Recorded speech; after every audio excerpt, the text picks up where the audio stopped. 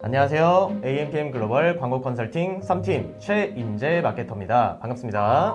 네, 광고 컨설팅 3팀 임채린 마케터입니다. 네, 오늘은 광고주분들이 가장 많이 물어보시는 질문, 어드밴티지 플러스가 나을까요? 아니면 수동 세팅이 나을까요?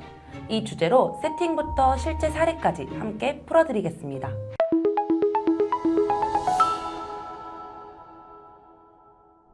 네, 어드밴티지 플러스는 메타가 최근 밀고 있는 광고 자동화 방식입니다. AI가 타겟팅, 예산, 소재 조합까지 전부 자동으로 해주기 때문에 빠르게 광고를 시작할 수 있고 관리 리소스도 크게 줄어듭니다. 특히 신규 브랜드나 신제품 출시처럼 데이터가 부족한 상황에서 강점을 발휘합니다. 반대로 수동 세팅은 광고주가 모든 걸 직접 컨트롤하는 방식입니다.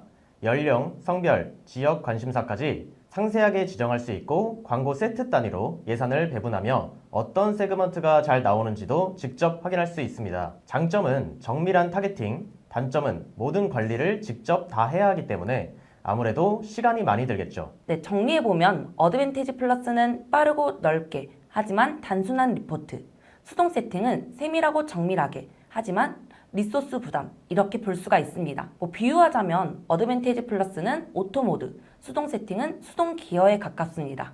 네, 그러면 실제로 언제 어드밴티지 플러스를 쓰고 언제 수동 세팅을 쓰는 게 좋을까요? 먼저 어드밴티지를 추천하는 상황부터 말씀을 드리면요. 첫 번째는 신규 고객 확보입니다. 데이터가 부족한 초반 단계에서는 사람이 직접 타겟을 정하기보다 AI가 넓게 탐색하는 게 훨씬 빠르게 고객풀을 만들어줍니다. 그리고 두 번째는 빠른 패스트가 필요할 때입니다. 어드밴티지 플러스는 여러 소재와 타겟 조합을 자동으로 돌려주기 때문에 단기간에 어떤 방향이 잘 먹히는지 효율 패턴을 빨리 확인할 수가 있습니다. 세 번째는 신제품 런칭입니다. 신제품은 기존 전환 데이터가 없잖아요. 이럴 땐 어드밴티지 플러스가 초기 노출과 학습을 이끌어주는 역할을 합니다.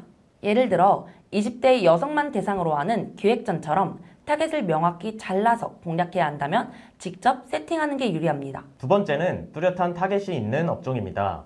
교육이나 B2B처럼 타겟이 명확할 때는 굳이 AI 탐색을 크게 확장할 필요 없이 직접 연령, 직업, 관심사 등을 지정하는 게 효율적이죠. 세 번째는 고가 제품 판매입니다. 가구나 프리미엄 리빙처럼 구매 여정이 긴 제품은 정밀한 타겟팅과 단계별 메시지가 필요하기 때문에 수동 세팅이 안정적입니다. 정리하자면 어드밴티지 플러스는 넓고 빠른 탐색의 강점이 있고 수동 세팅은 정밀한 타겟팅과 특정, 목적 달성의 강점이 있다고 보시면 됩니다. 네, 사실 중요한 건 둘 중 하나를 고르는 게 아닙니다. 초반에는 어드밴티지 플러스로 넓은 타겟을 확보하고 데이터를 모읍니다. 그 다음 효율이 확인된 타겟군은 수동으로 세팅을 뽑아서 집중 공략합니다.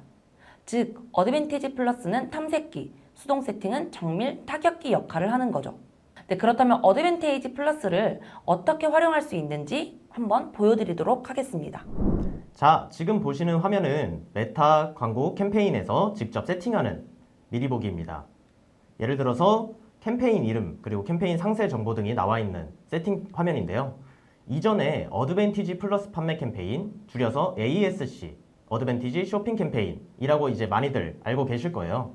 어드밴티지 쇼핑 캠페인 같은 경우 몇 달 전까지는 직접 캠페인 세팅단에서 여기 뒤로 가보시면 만들기를 눌렀을 때 이쪽에서 판매를 선택을 하고 계속을 누르면 원래는 어드밴티지 쇼핑 캠페인으로 할 것이냐 일반 판매 캠페인으로 할 것이냐 선택하는 항목이 있었습니다. 여기서 어드밴티지 쇼핑 캠페인 아마 많은 광고주분들이 알고 계시는 분들도 많으시고 직접 해보신 분도 많으실 텐데요. 어드밴티지 쇼핑 캠페인 같은 경우는 지금 왼쪽에 보이시는 것처럼 캠페인, 세트, 광고 이렇게 순서로 되어 있는 게 아닌 캠페인, 어드밴티지 쇼핑 캠페인만 있고 그 바로 다음이 광고 소재 단으로 넘어갔었습니다. 그 이유는 어드밴티지 쇼핑 캠페인 같은 경우는 타겟을 따로 설정하지 않고 모든 머신러닝을 메타에 맡기는 형식이라고 봐주시면 되는데요. 근데 이 어드밴티지 쇼핑 캠페인이 이제 점점 사람들이 사용하는 게 줄어들고 그리고 메타에서도 이 어드밴티지 쇼핑 캠페인을 더 확장을 시켜야겠다라는 목적으로 생겨난 게 최근 들어 생겨난 게 여기 오른쪽에 보이시는 어드밴티지 플러스 판매 캠페인 항목입니다. 이 어드밴티지 플러스 판매 캠페인은 직접 이거를 눌러보면 여러 가지 조건들이 체크되어 있는데요. 이 조건들을 맞추면 이전에 있었던 ASC 캠페인 직접 선택할 수 있었던 그 타겟을 따로 설정하지 못하는 어드밴티지 플러스 판매 캠페인과 동일하다고 봐주시면 됩니다. 네, 그래서 어떻게 이제 활용을 할 수 있는지 한번 보여드릴 건데요. 먼저 어드밴티지 플러스 판매 캠페인이 자동으로 설정이 되어 있을 거예요. 그래서 이 화살표를 눌러보시면 예산, 타겟, 노출 위치의 체크포인트가 다 되어 있죠. 자, 이 예산은요, AI가 어떤 게 효율 좋은지 세트별로 효율 좋은 세트에다가 예산을 자동으로 분배를 해주는 시스템이고요. 이 타겟 같은 경우에도 어떤 연령층, 그리고 어떤 성별 등에 대한 어떤 타겟층에서 가장 효율이 좋은지 확인해서 그 타겟에게 더 많이 자동으로 노출을 시켜줍니다. 그리고 마지막으로 노출 위치를 보시면요. 어느 지면에서 가장 효율이 좋은지 판단해서 그 지면에다가 더 많은 이제 노출을 시켜주는 건데요. 자, 여기서 만약에 저는 그런데 이 예산은 제가 따로 설정을 하고 싶어요 라고 하시는 분들은요. 이 예산만 따로 설정하실 수가 있어요. 자, 캠페인 단으로 가서요. 자, 여기 예산을 보시면요. 캠페인 예산이 있고요. 광고 세트 예산이 있어요. 자, 이때 광고 세트 예산을 눌러주시게 되면 자, 여기 예산의 체크포인트가 빠지신 거 보이시죠? 자, 이게 왜 그러냐면 캠페인 예산 같은 경우에는 캠페인 단위로 예산을 설정해주고 알아서 그 안에 있는 세트에다가 예산 분배를 할 수가 있는데 이 광고 세트 예산 같은 경우에는 저희가 세트별로 각각 예산을 설정해 주겠다라고 선택한 거기 때문에 이 예산의 체크포인트는 빠집니다. 그리고 나머지 타겟과 노출 위치는 여전히 AI가 자동으로 분배를 해줄 건데요. 그런데 다만 어드밴티지 판매 캠페인은 즉시 해제됨으로 보여지긴 해요. 자, 그러면 여기서 이제 저는 노출 위치도 제가 원하는 지면에서만 노출하고 싶어요. 뭐 예를 들어서 저는 페이스북은 제외하고 노출하고 싶어요 라고 하시는 분들은요. 세트로 와서 자, 가장 하단으로 내려와서 노출 위치가 있죠. 노출 위치에서 설정 더보기를 클릭해 주시면 네, 여기서 이제 보시면 플랫폼에 모두라고 되어 있을 거예요. 그래서 커셔를 갖다 대면 연필 모양이 뜨죠. 그래서 이 연필 모양을 누르게 되면은 자, 페이스북, 인스타그램, 그리고 어디언스 네트워크, 메신저, 그리고 스레드 이렇게 다 체크가 되어 있는 걸 보이실 거예요. 자, 페이스북을 아까 제외 한번 해볼게요. 이렇게 노출 위치를 해제하게 되면 어드밴티지 플러스 판매 캠페인에서 노출 위치가 해제된 것을 볼 수 있는데요. 근데 내가 여기서 타겟마저도 조금 더 딥하게 세팅을 하고 싶다라고 원하신다면 이 위쪽에 타겟 부분이 있습니다. 이 타겟 세팅 부분에서 광고 도달에 제한 추가, 여기 톱니바퀴 모양을 눌러주시면 되는데요. 이걸 누르게 되면 타겟을 제한하면 성과가 감소할 수 있습니다 라는 안내문이 뜨고 이제 이게 더 딥하게 세팅을 하면서 메타에서 더 좋은 머신러닝 쪽으로 흘러가긴 힘들기 때문에 직접적으로 이렇게 안내를 해주고 있습니다. 하지만 내가 원하는 제품에 그리고 타겟이 명확하다라고 한다면 여기서 설정 전환을 눌러주시면 돼요. 설정 전환을 누르게 되면 이제 연령, 성별, 맞춤 타겟, 상세 타겟팅, 언어 등 여러 타겟팅을 직접 설정할 수 있게 되는데요. 여기서 내가 만약에 연령이 나는 30세에서 50세까지만 노출을 하겠다 라고 한다면 여기서 연령을 30세 그리고 나는 50세까지만 노출을 하겠다 라고 설정을 해주시면 되는데요. 여기서도 아직까지 어드밴티지 플러스 설정이 보이시는 게 보이세요. 여기서 타겟은 알아서 머신러닝이 노출을 시켜준다 라는 의미인데 30세에서 50세로 설정을 하였음에도 이게 떠있는 이유는 무엇이냐? 아직 타겟이 머신러닝이 돌아갈 수 있을 만큼의 모수다, 아직은 많다라는 겁니다.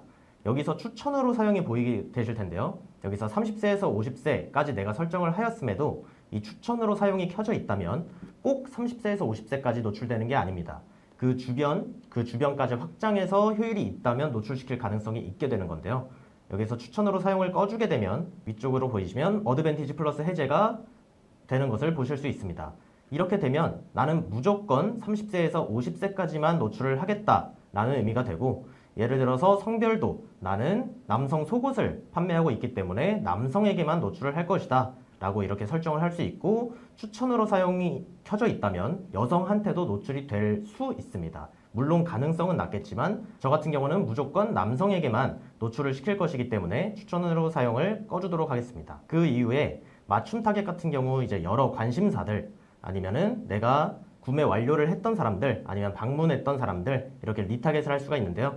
이렇게 내가 방문했던 사람들한테만 노출을 할 거다라고 리타겟을 설정하게 되면 맞춤 타겟이 활성화가 됩니다.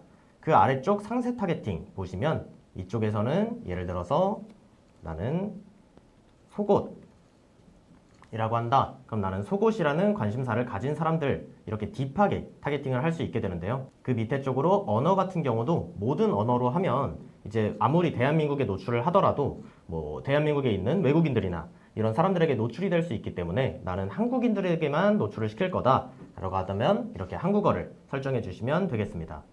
그렇게 되면 어드밴티지 플러스 판매 해제가 되는데요.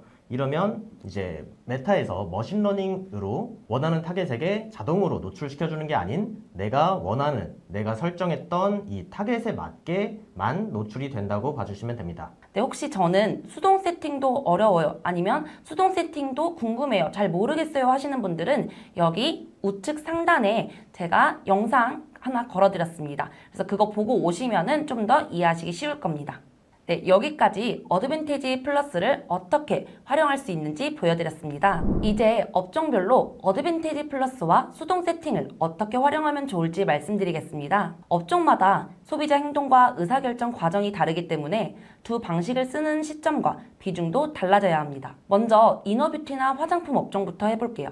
이 업종은 고객풀이 넓고 충동구매나 체험용 구매가 많은 편입니다. 그래서 초반에는 어드밴티지 플러스를 크게 가져가서 모수를 확보하는 게 유리합니다. 데이터가 쌓이고 나면 전환이 더 잘 나오는 연령대나 관심사를 뽑아서 수동 세팅으로 따로 집중 운영하는 게 효과적이죠. 즉, 어드밴티지 플러스는 넓게 풀을 확보하는 역할, 수동 세팅은 베스트셀러나 효율군을 공략하는 역할로 병행하면 됩니다. 다음은 가구나 고가 리빙 제품입니다. 이쪽은 제품 단가가 높고 구매까지 시간이 오래 걸리죠. 만약 어드밴티지 플러스만 크게 돌리게 되면 예산 낭비가 생길 수 있습니다. 그래서 초반에는 브로드 어드밴티지 플러스를 소규모로만 열어두고 메인 예산은 수동 세팅에 두는 게 안전합니다. 수동 세팅에서는 상세 페이지 체류, 그다음에 상담 신청 같은 중간 전환을 목표로 잡는 게 좋아요. 그리고 어드밴티지 플러스에서 들어오는 데이터로 관심군을 넓히면서 수동 세팅은 니즈가 높은 고객만 공략하는 식으로 운영하면 안정적입니다. 그 다음은 교육이나 B2B 리드 광고예요. 이 업종은 타겟이 이미 뚜렷합니다. 학생, 직장인, 특정 업종 종사자처럼요. 그래서 수동 세팅이 주력이어야 하고 루걸라이크나 관심사 타겟을 직접 세팅하는 게 중요합니다. 그럼 어드밴티지 플러스는 어디에 쓰냐? 바로 예상치 못한 신규 세그멘트를 탐색하는 보조 역할로만 활용하면 됩니다. 즉, 수동이 엔진이고 어드밴티지 플러스는 레이더 같은 개념이죠. 마지막으로 식품이나 시즌성 기획전입니다. 예를 들어 명절 선물 세트나 한정 프로모션 같은 경우죠. 이럴 때는 성수기 전 예열 단계에서는 어드밴티지 플러스로 대량 노출을 돌려서 신규 고객 풀을 쌓아두고 본 행사 기간에는 수동 세팅으로 예산을 집중해 구매 가능성이 높은 세그먼트를 공략하는 게 가장 안정적입니다. 네, 말 그대로 예열은 어드밴티지 플러스, 본행사는 수동이라고 기억을 해주시면 됩니다. 이렇게 업종 특성에 맞춰 두 방식을 병행하면 예산 낭비를 줄이고 안정적으로 전환을 끌어낼 수가 있습니다. 정리하자면 어드밴티지 플러스냐 수동 세팅이냐 따지기보다는 각자의 장점을 시기별로 잘 활용하는 게 핵심입니다. 초반에는 어드밴티지 플러스로 데이터를 모으고 검증된 타겟군은 수동으로 집중하는 식으로 병행하면 안정적으로 효율을 낼 수가 있습니다. 오늘 말씀드린 구조를 참고해 업종과 상황에 맞는 전략을 설계해 보시면 좋겠습니다. 지금까지 AMPM 글로벌 최인재 마케터 임채린 마케터였습니다. 감사합니다. 감사합니다.